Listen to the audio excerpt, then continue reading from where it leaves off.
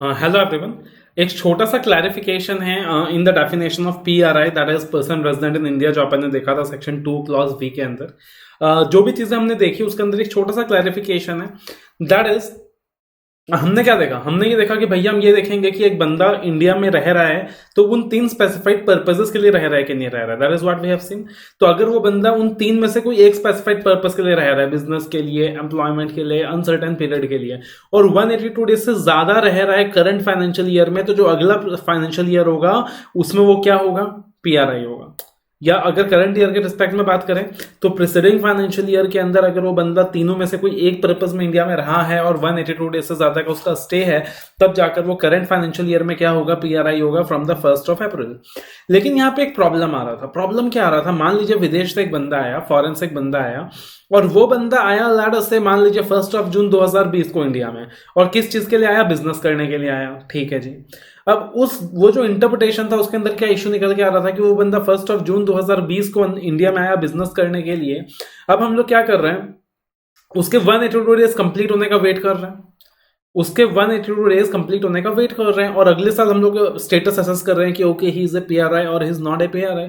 लेकिन प्रैक्टिकली आप सोच के देखो यार कि एक साल तक हम वेट कर रहे हैं उसके स्टेटस को चेक करने का, और अगले साल हम मैसेज कर रहे हैं कि वो पीआरआई है कि नहीं है। तो अब क्या होगा कि वो कोई कॉमर्शियल ट्रांजैक्शन एंटर नहीं कर पाएगा। He will not be able to enter into any kind of commercial transaction.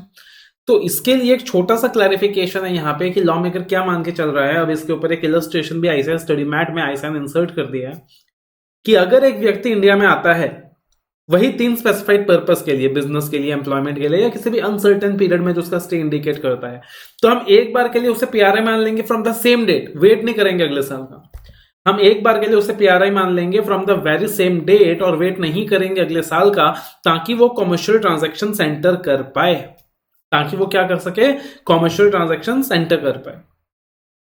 Clear है?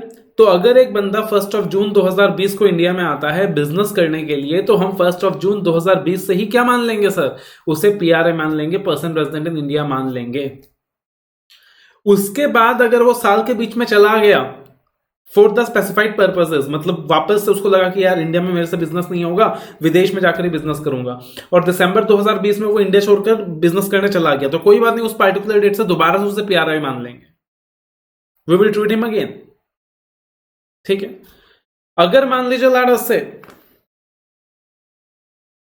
वो बंदा अनस्पेसिफाइड पर्पस के लिए इंडिया के बाहर जाता है, अनस्पेसिफाइड पर्पसेस मतलब घूमने फिरने के लिए बाहर जाता है, स्पेसिफाइड पर्पस मतलब वो तीन purpose, business, unemployment, business employment, uncertain period. तो अगर वो अनस्पेसिफाइड पर्पस के लिए इंडिया के बाहर जाता है, घूमने फिरने के लिए जाता है, किसी पर्सनल काम के लिए जाता है, तब जो नंबर ऑफ डेज का क्राइटेरिया देखेंगे ना, वो अपन नेक्स्ट फाइनेंशियल ईयर से देखेंगे। कब से देखेंगे? नेक्स्ट फाइनेंशियल ईयर से देखेंगे। लेकिन जिस पार्टिकुलर डे में बंदा इंडिया आ रहा है, मान लीजिए 6 जून 2020 को मिस्टर एक्स आ रहे हैं इंडिया में बिजनेस करने के लिए, तो इन दैट वेरी सिनेरियो हम क्या करेंगे, ट्रीट कर लेंगे मिस्टर एक्स को एस पीआरआई फ्रॉम 6 जून 2020। और अगर 6 जून 2020 को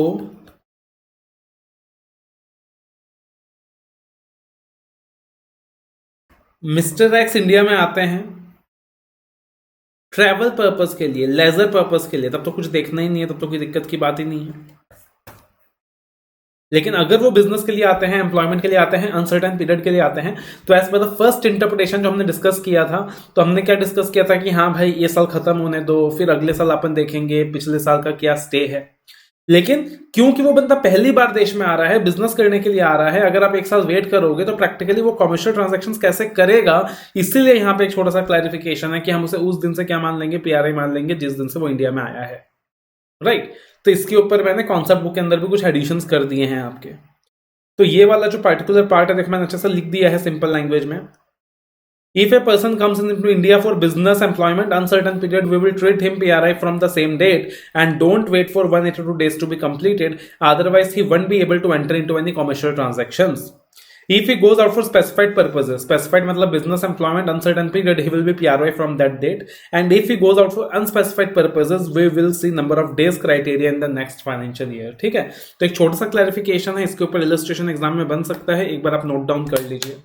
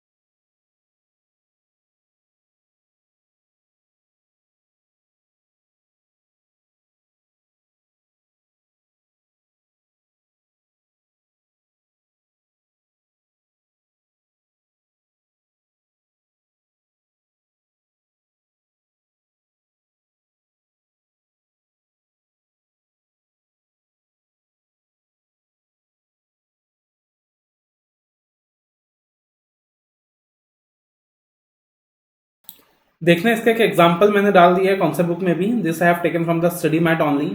पॉइंट्स टू बी रिमेंबर्ड के अंदर एक तो ये अपन ने डिस्कस कर लिया था, citizenship is not the criteria for determining whether और not a person is resident in India.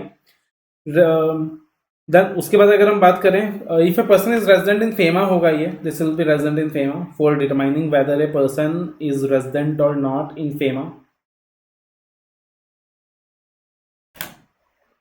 फिर residential status is not for year. FEMA के अंदर जो रेसिडेंशियल स्टेटस है वो सिर्फ एक साल के लिए नहीं होता है, ये पूरे साल भर के लिए नहीं होता है, ये ट्रांजैक्शन वाइज होता है. It is from a particular date that a person will be resident और नॉन रेजिडेंट. तो यहाँ पे हम ईयर वाइज नहीं देखते हैं, एक पार्टिकुलर डेट वाइज देखते हैं कि भाई इस पार्टिकुलर डेट से जो बंदा है वो रेजिडेंट होगा कि नहीं होगा. This is different from the income tax law. Under the income tax law, a person has to pay tax even if his status is known at the end of the year. It will only affect his tax. It will not affect his transactions. लेकिन FEMA एक regulatory कानून है. One has to know the person's status at the time of undertaking a transaction. तो जब भी बंदा कोई commercial transaction enter करेगा तब आप उसका स्टेटस क्या करेंगे, एसर्टेन करेंगे. If for example a person comes to know, for example a person comes to India for employment and if his status can be known only after the year is completed, then how will he and people do transaction with each other? If he is considered as a non-resident till the year is over, then people will not be able to do transactions with him, and this is the reason why the residential status is not for a year but from a particular date. और इसका illustration दिया है, if a person comes in India on 1st of June 2019 for employment, business और circumstances which indicate his intention to stay in India for an uncertain period, he will be a resident in India from 1st of June 2019. This is what the ICS study matrix. Example, Mr. A had resided in India during the financial year 15-16 for less than 182 days. He had come to India again on April 1, 2016 for employment, and what would be his residential status during the financial year 15-16? Right. So Mr. A had come to India for taking up employment. During the financial year 15-16, he was in India for less than 182 days. Since he has not fulfilled the condition of staying in India for more than 182 days, Mr. A will not be considered as a residential person for the financial year 16-17. Here he has come to India on 1st of April 2016, so he may primarily cannot be considered as a person resident in India from April 2016. लेकिन क्योंकि वो India में employment के लिए आया था, इसीलिए हम उसे मान लेंगे Indian resident from 1st April 2016. Primarily तो नहीं मानेंगे, 1 ईयर का कंडीशन देखेंगे, लेकिन क्योंकि वो एम्प्लॉयमेंट के लिए आया था और अगर हम उसे नहीं मानेंगे 1 साल तक तो वो कोई कमर्शियल ट्रांजैक्शन एंटर नहीं कर पाएगा. सो दैट इज वाई हम उसे मान लेंगे कि वो क्या है, एक इंडियन रेजिडेंट है फ्रॉम 1st of April 2016. तो ये एक छोटा सा पॉइंट है जो आपको ध्यान रखना है in the definition of PRI, that is very very important.